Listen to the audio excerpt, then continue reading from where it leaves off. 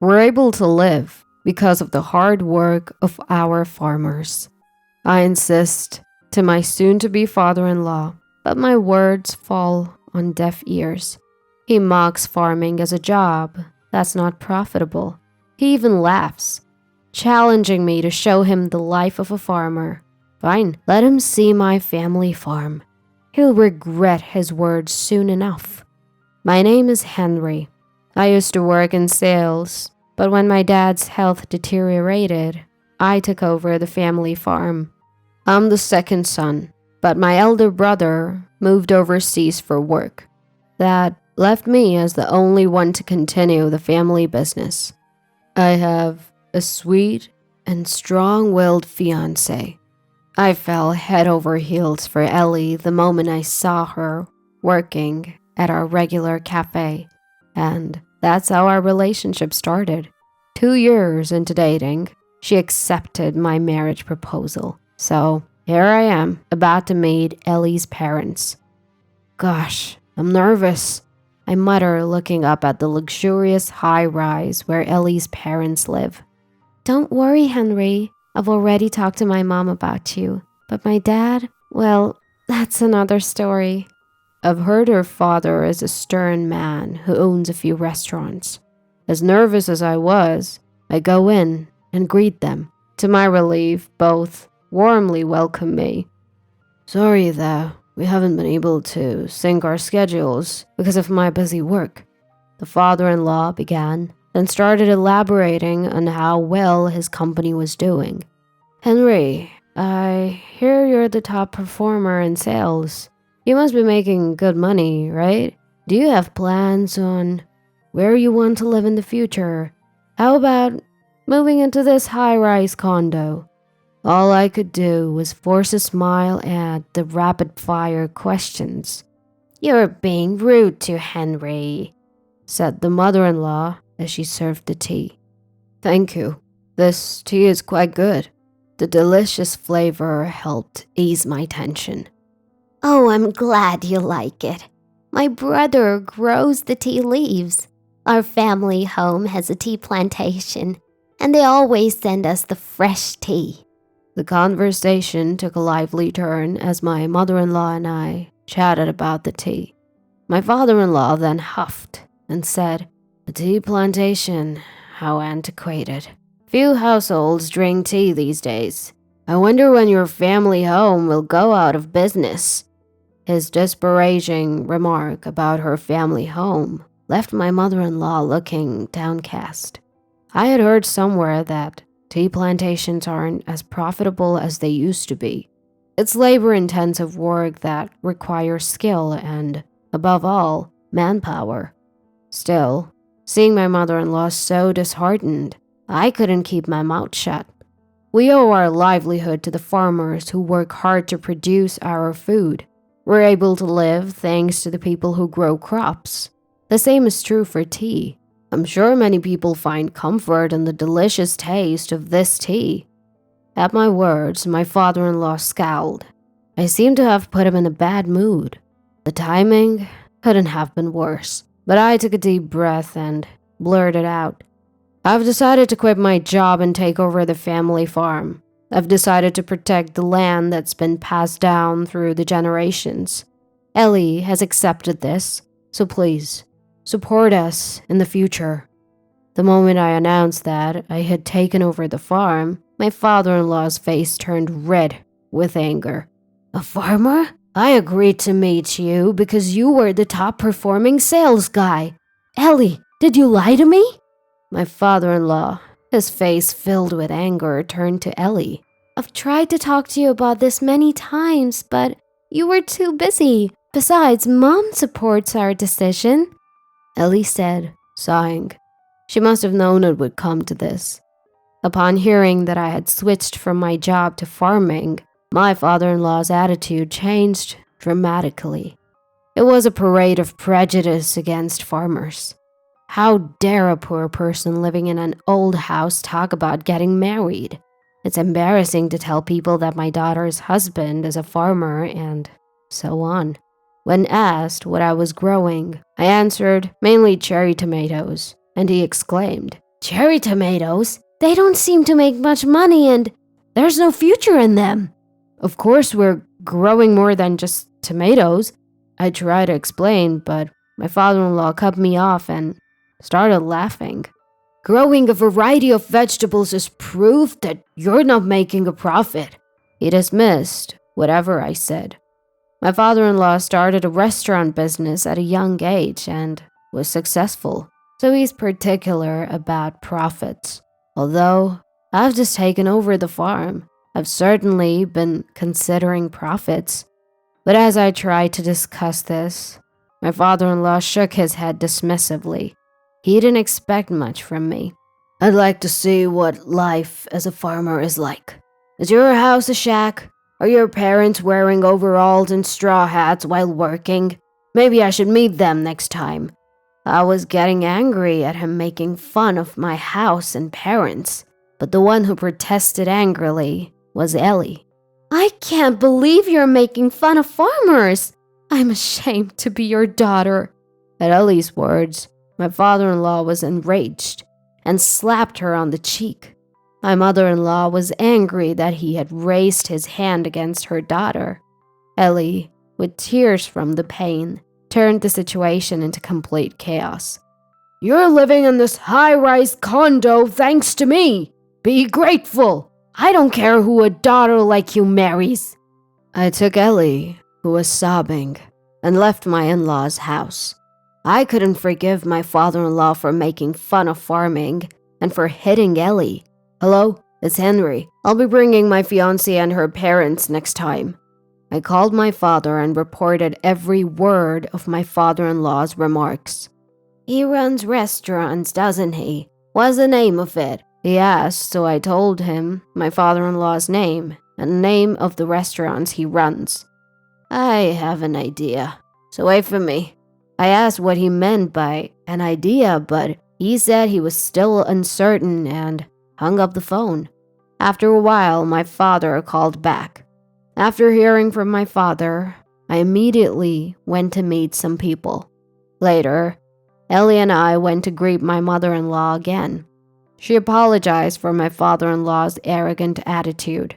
He had apparently become arrogant since his restaurant business took off. He moved into a high-rise condo to show off to people around him and began to look down on those who earned less than him. It was a daily occurrence for him to ridicule her family's tea farm. His affairs with women were not hidden, and he did as he pleased, according to my mother-in-law. She said she endured it all for her daughter. I don't want to cause trouble for Ellie and Henry by getting a divorce. My mother-in-law is a kind person who thinks of Ellie and me. Don't worry about us. Please think of your own happiness. When I said that, she thanked me and smiled. I want to help my brother who inherited our family's tea farm.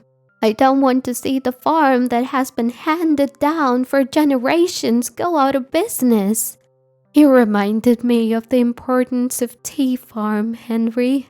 So I'm going to divorce him and go back to my parents' home. It seemed that my mother-in-law's resolution is already made. The day came when I took my in-laws to my parents' home. After getting off the airplane, we drove for another hour. There were vast fields and farms around us. I can't believe there are houses where people live in such a rural area.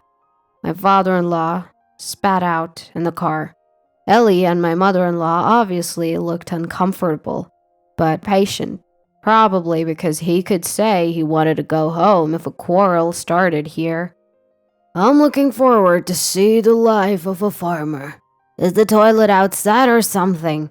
My father-in-law ridiculed my home, laughing uproariously. You'll see when we get there. After driving a while, we saw a large gate and high walls. I'm back. I brought everyone with me.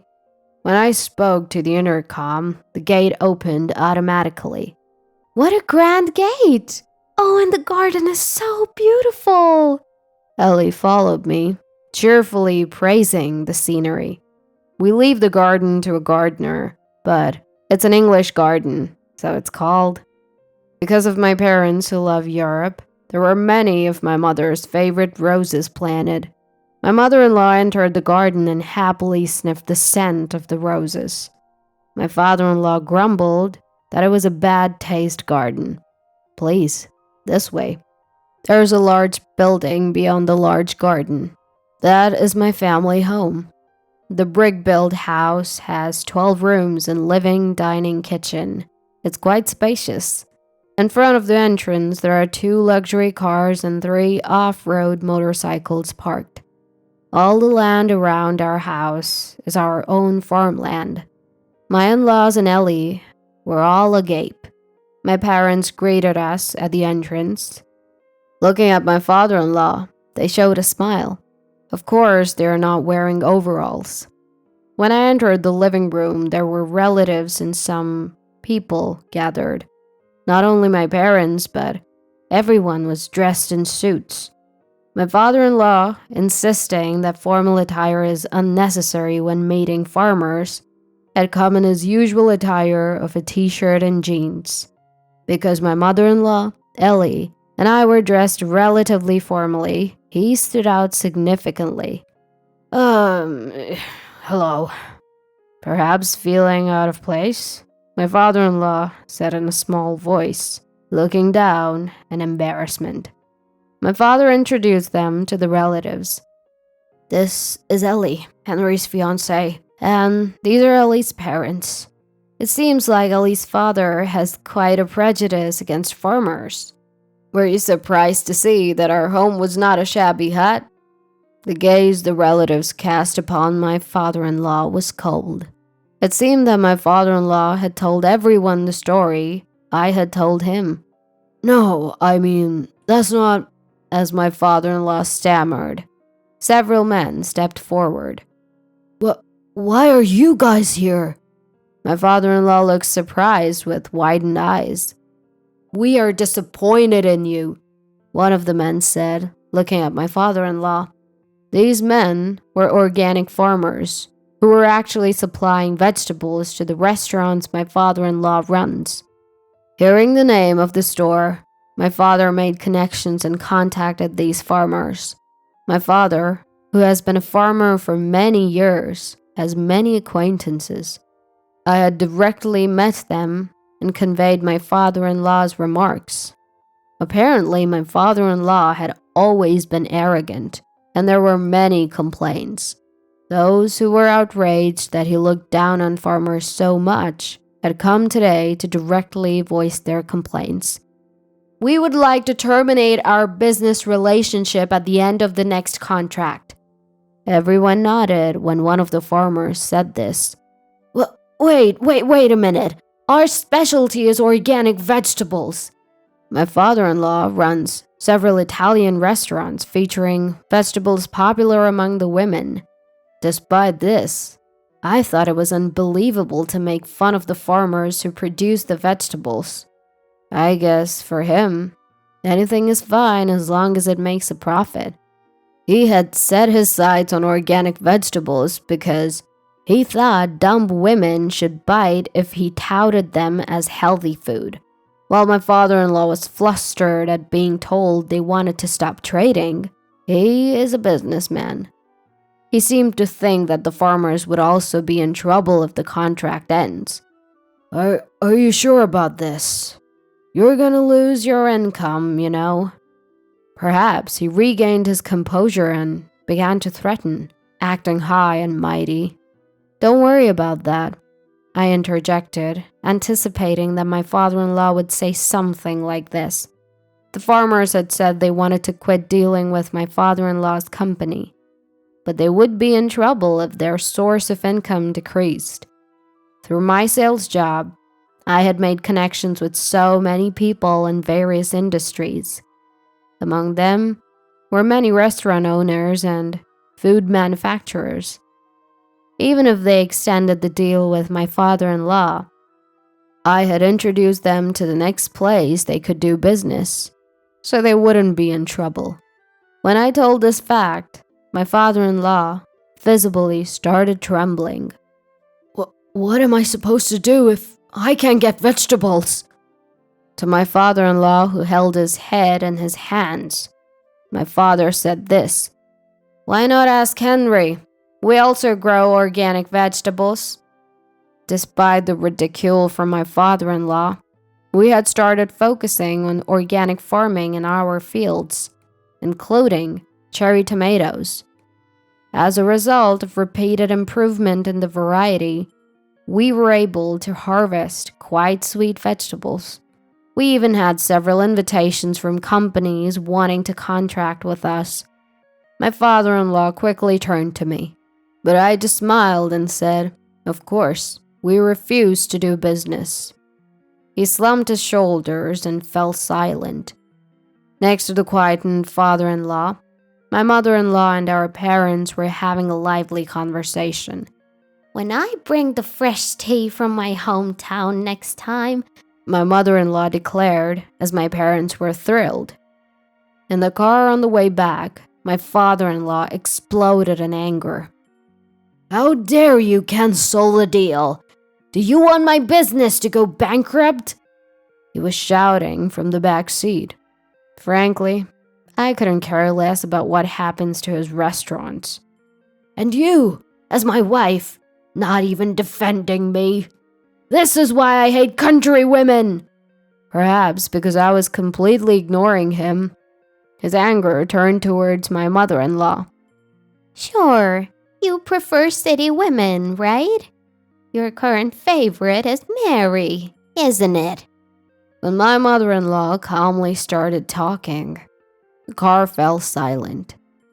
"Henry paid to hire a detective. You didn't hide it at all, so the evidence was easy to obtain. Please take care of the divorce documents and the alimony payments." My father-in-law turned pale at her words. "Divorce? What are you saying? How do you plan to survive without my earnings?" She told him she planned to work on the tea farm her brother inherited after the divorce. Then my father-in-law smirked and said, "Isn't that tea farm on the verge of bankruptcy? Fine, I'll divorce you. It's better to live with a young woman than an aging wife." Then, no one spoke a word, and a heavy silence filled the car. When we arrived at the airport, not wanting to be together any longer, my father-in-law headed towards the gate alone. Ellie, looking at her father's back, muttered sadly, "To think such a man as my father." "I think your father will definitely regret his choice," I said, pulling Ellie's shoulder towards me. A few days later, my in-laws' divorce was finalized. Due to the evidence of his affair, he was fully liable. He seemed to have nearly forced my mother-in-law, saying, "I'll give you money, just leave." Ellie and I were angry when we heard the story, but my mother-in-law was laughing, saying it was okay since she got a lot of money. $50,000 in alimony from my father-in-law, and $15,000 in alimony from his mistress. She plans to use this money to revive the tea farm. While my father-in-law was enjoying himself at his high-rise condo with his mistress, her husband barged in, turning the place into a battlefield. Yes, my father-in-law's mistress was a married woman. We had known that when we had the detective investigate, so we thought it wouldn't end well. My father-in-law, who was also being sued for alimony by his mistress's husband, must have learned his lesson about women. Even after that, it seems like he's still living alone in his high-rise condo. His bad reputation spread among the farmers, and the number of farms willing to do business with him drastically decreased. That led him to close his branches, which were centered around organic vegetables. Perhaps feeling lonely, I heard that letters from my father-in-law occasionally arrive at my mother-in-law's parents' house. The content is pathetic, asking her to come back because he's lonely. At first, my mother-in-law was reading the letters, but now she says she just throws them away without opening them. Once he called, she cut him off, saying, If you're lonely, why don't you move out of the high rise? We laughed when we heard that from her. We don't know whether he couldn't stand living alone in a large room or whether his business went under and he couldn't afford to live in the high rise anymore. But we heard that he moved to a small apartment. I've been extremely busy since I took over the farm, but having Ellie with me is a big support. She probably never thought she'd become a farmer's wife when we were dating. Yet, she came with me without a word of complaint, so I have nothing but gratitude for her. I think I like farming. It must be my mom's blood. Ellie, laughing, is adorable. A year later, we had our wedding. It was a grand ceremony, but my father-in-law was not there.